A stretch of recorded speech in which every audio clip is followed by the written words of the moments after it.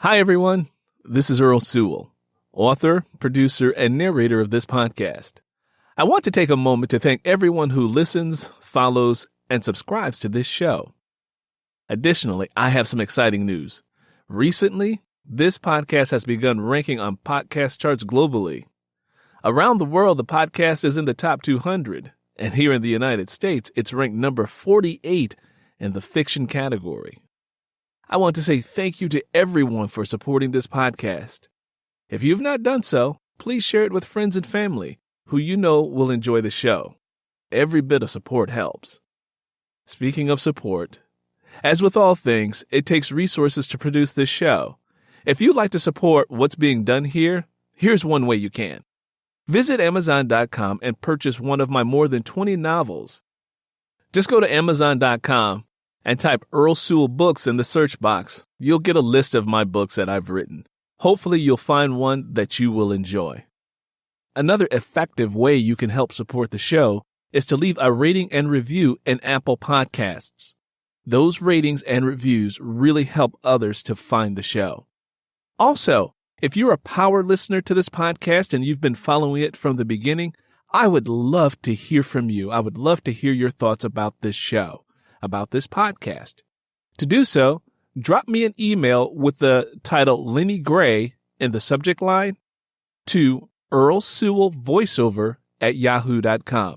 That's EarlSewellvoiceover@yahoo.com.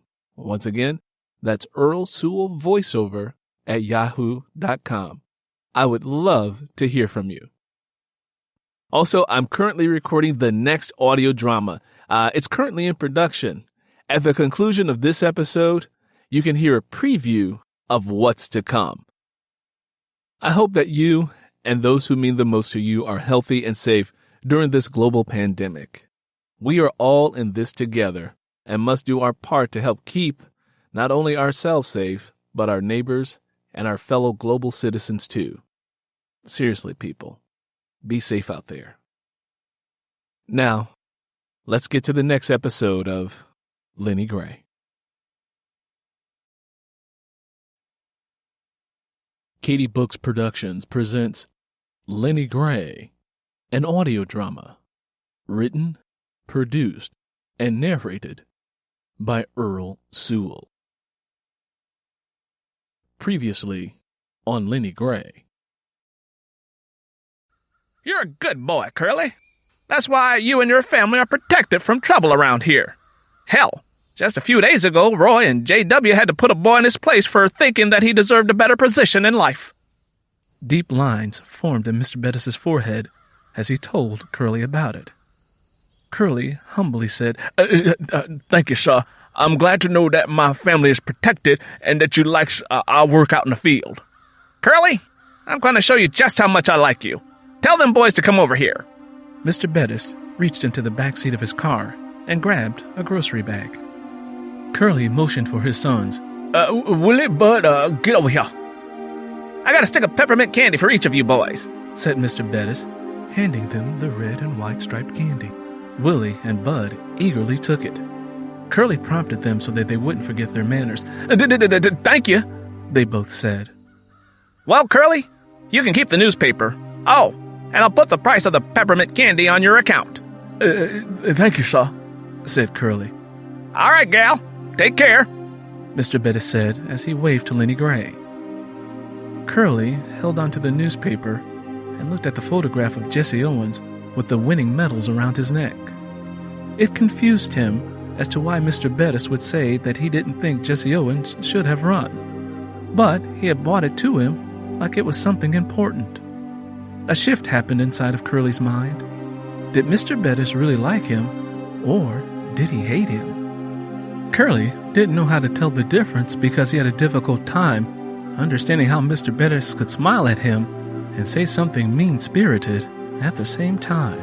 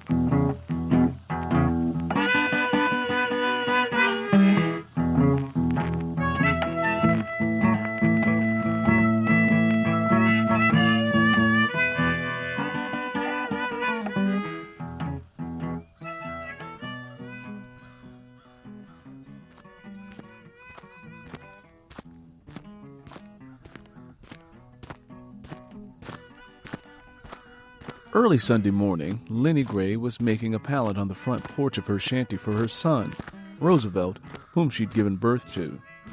Lennie Gray's plans for the day was to wash her clothes and the clothes of others that she took in to make extra money.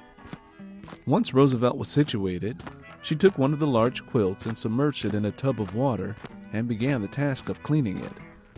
She had just finished washing the quilt and was hanging it on a clothesline when an unfamiliar voice startled her. "How you doing this fine morning?" She heard a voice ask from the opposite side of the quilt. Startled, she pulled back the quilt to see which neighbor had come by. The person she saw standing there was a man.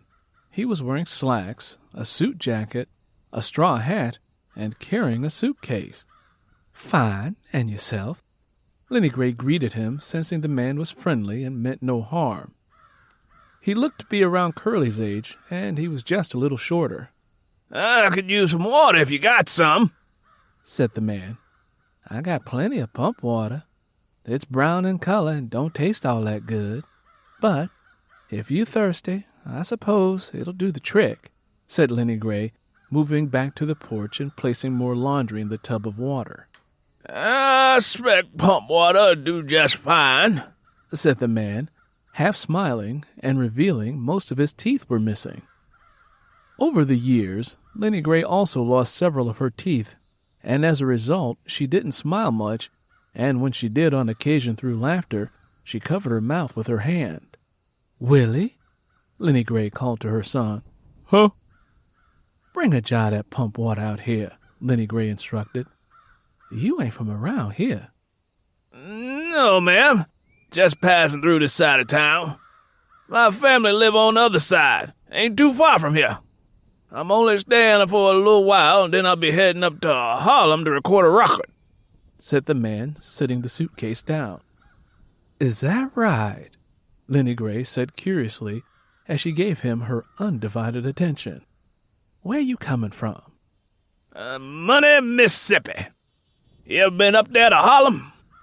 "Who, me? No. I've been around here for a long time. Before that, I was in Alabama." At that moment, Willie appeared with a jar of water. "Ma, who he?" Willie asked. "Just a stranger passing through. Show some manners and give the man the water," Lennie Gray said. Willie stepped off the porch and handed the man the drink.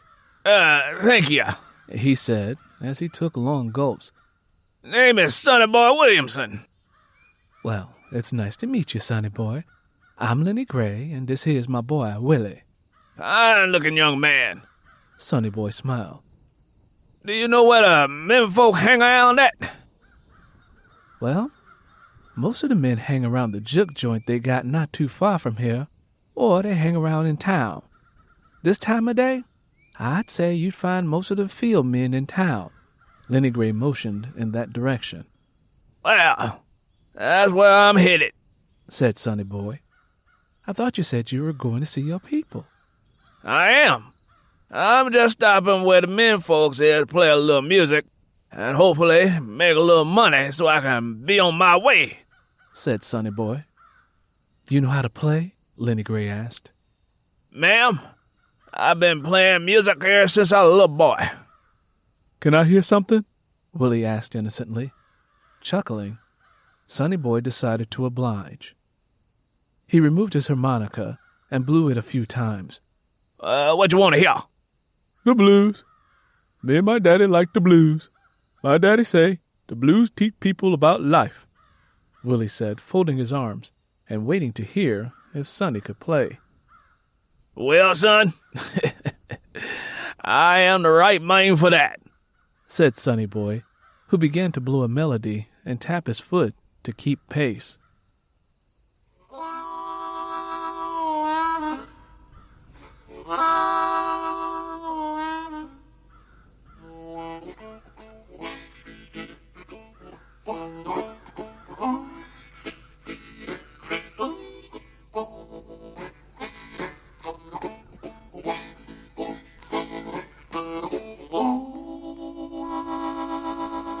"Ma, why you smiling like that?"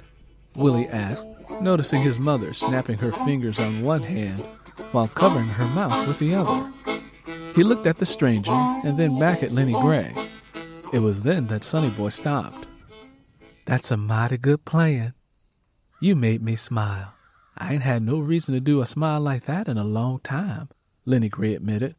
"Well, around these parts ain't really much to smile about, I reckon," said Sonny Boy, taking a look around at the vastness of the fields. "Ain't that the God's truth?" Lennie Gray agreed. Sonny Boy put away his harmonica. "Well, I best get going now if I'm going to catch the men folk," he said as he handed back the empty jar. "Well, all right. Bye-bye," said Lennie Gray. "By the way, you folks heard about the fight coming up?" Sonny Boy asked. "No, I don't know nothing about no fight," Lennie Gray answered as she checked on Roosevelt. "Well, has your husband heard about it?" "He ain't said nothing about no fight." Lennie Gray looked puzzled. "Well, how y'all get news around here?" Lennie Gray shrugged her shoulders. "It just come when people hear about it. Sometime my husband go into town, and he asked one of the nicer white folks what the paper say." "Y'all need to get one of these children around here to read things to you," said Sonny Boy. "Ain't no school around here. No teacher either." "Is that right?" said Sonny Boy, as more of a statement than a question. Putting more clothes in the tub, Lennie Gray said, "Ain't been no school teacher around here since the flood of 27. Wait, let me think about that. No, I'd say since about 1930. That's when my oldest was in school last." "That's just sad. I remember that flood," said Sonny Boy, who paused in thought and thought about the loved ones he'd lost. "What fight are you talking about?" Willie asked Sonny Boy. Perking up, Sonny Boy did a little shadow boxing. "Joe Louis fight. He the heavyweight champion of the world. His fight coming up next week." "My daddy heard Joe Louis lost championship." Willie folded his arms across his chest, believing Sonny had just lied. He didn't want it back, and Joe's going to fight that German who beat him. His name is Max Schmeling," said Sonny Boy. "Y'all ain't got no radio?" "Mr. Bettis got one," Willie answered. "How long ago Joe win championship back?" "A while ago. Have y'all heard of Hitler?" "I heard the name a few years ago, back in 36, said Lennie Gray. Sonny Boy sighed. "Ma'am, I don't mean no harm. But if you come to town, I'll fill you and everybody else in on what's going on out there in the world." "My husband say ain't no need of us to know too many things about the world. We just country people living a simple life is all." "That sounds like your husband talking. What do you say about that? Don't you want to know what things are going on for yourself and your own peace of mind?" His question silenced Lennie Gray. Over the years, Curly had knocked a lot of the thinking for herself out of her head, or so she thought. Lennie Gray lied. "I guess I ain't got a thought about it one way or the other." "What about you, boy? You want to know what's going on in the world?" Willie slowly nodded his head. "Well, that's good. Ma'am, thank you for the water. And if your boy ain't doing too many chores, it'd probably be a good idea for him to come and listen to what I got to say." "I'll think on it," Lennie Gray said, as Sonny Boy turned on his heels and continued up the road. "Where he come from, Mama?" Willie asked as Sonny disappeared. "Don't know. By looking at his shoes and judging by the way he didn't complain about the taste of the pump water, seemed to me like he'd been walking for a long time." "He probably know all kinds of things," Willie said, seemingly impressed by the man. "Willie, you go on and follow him and come back and tell me everything he say about what's happening in the world." "Okay, I'll go get Bud." No. Don't take Bud with you. He talks too much. This little thing you're doing is for me. I want to know what's going on, and I know that you got a good memory and you can tell it to me," Lennie Gray said, as she pulled more clothes out of the wash to hang up. "What about my chores? If I don't do them, Daddy's gonna be mad when he get back from Swan Lake with Minnie." "You leave handling your father to me." Lennie Gray motioned for him to get on down the road.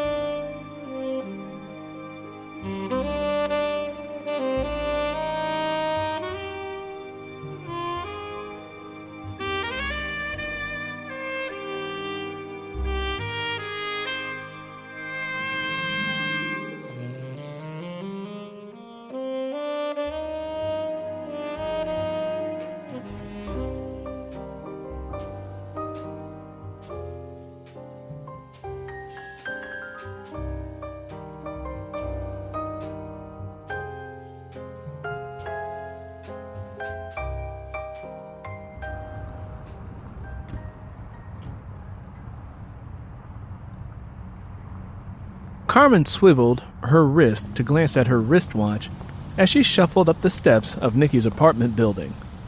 It was 6 a.m. on Saturday, and the Chicago air was already heavy with sweaty humidity. "I hate this sticky, clammy weather," Carmen complained, as she wiped perspiration from her forehead and the base of her neck. "Nikki had better have her behind out of bed," Carmen muttered, as she noticed a peculiar, scruffy-looking man exiting the brick building. The man was wearing a green t-shirt and cut-off blue jean shorts with black grime stains on the thighs. The grungy man had a face that only a mother could love, and reminded Carmen of the scrawny rock and roll icon Mick Jagger. As Carmen approached the entrance, he held the door open for her. "Thank you," she whispered as she eased by him and walked over and pressed a silver button on the wall to call for the elevator.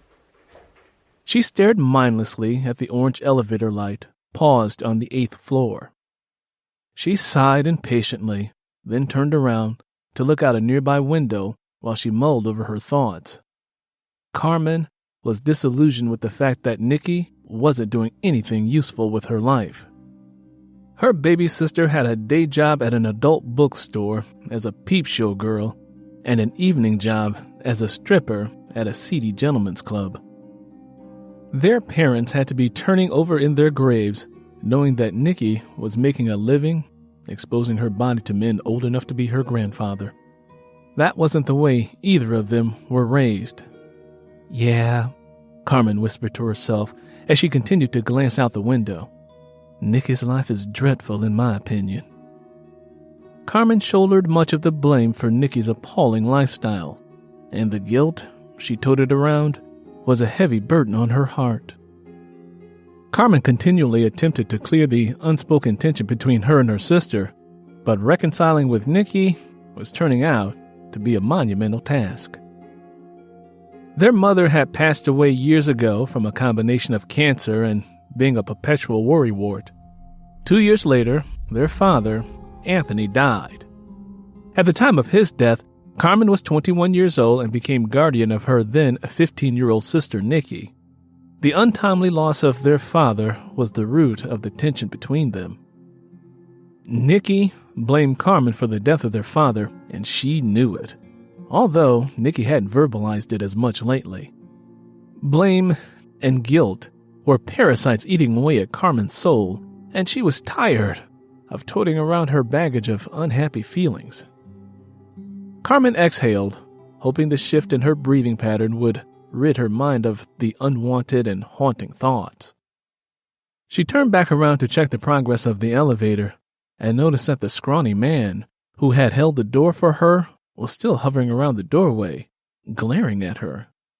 He licked his lips, flicked his tongue at her a few times, sounding like a dog slurping water, and brushed his fingers across the stubble on his chin. Carmen translated the glint in his lustful eyes and realized he was having a sexual fantasy about her in his mind. "Go to hell!" Carmen snarled at him as she flipped up her middle finger. "Damn weirdo." The man didn't seem to mind Carmen's harsh words because he continued to glare at her. "Nikki has got to stop moving into these apartment buildings filled with freaks and crackpots," she muttered as the bell on the elevator chimed. Carmen stepped inside of the elevator and pressed the 3rd floor button. When she got off the elevator, she noticed that the hallway carpet was wet. She wrinkled her nose because the musty and moldy odor was overpowering. She moved quickly down the enclosed corridor toward Nikki's apartment. Curling her fingers into a fist, Carmen drummed on the door with her knuckles. A short moment later, Frida, Nikki's roommate, answered the door. "Hey, Frida," Carmen greeted politely, as Frida allowed her access to their small, cluttered 2-bedroom apartment. The place was littered with piles of laundry that needed to either be cleaned or folded, but Carmen couldn't tell which. "Is Nikki out of bed yet?" Carmen asked, crinkling her nose while comparing the untidiness of the apartment to Nikki and Frida's chaotic and messy lifestyle. "Why are you already asking a question? You know the answer to." Frida scraped her fingernails up and down her belly before releasing a loud yawn that assaulted the already stale air with the rotting smell of her morning breath. You know damn well Nikki and I are like vampires and only function after the sun goes down. Carmen tried to inconspicuously cover her nose with the palm of her hand. Frida's breath literally smelled like spoiled food, and its foul odor was making her dizzy. Well, she's the one who told me to be here this early. I've got to drop my car off at the repair shop, and she promised me that she would drive over there with me so I wouldn't have to sit there and wait while the mechanic worked on my car. Yeah, Frida answered as she scratched the side of her neck. She told me all about it. I think she would have left work a little earlier, but this older dude walked into the tavern and started paying her some attention. And you know how Nikki has a soft spot for older men. I know, Carmen answered. She wasn't giving her full attention to what Frida said because she didn't want their conversation to last longer than necessary.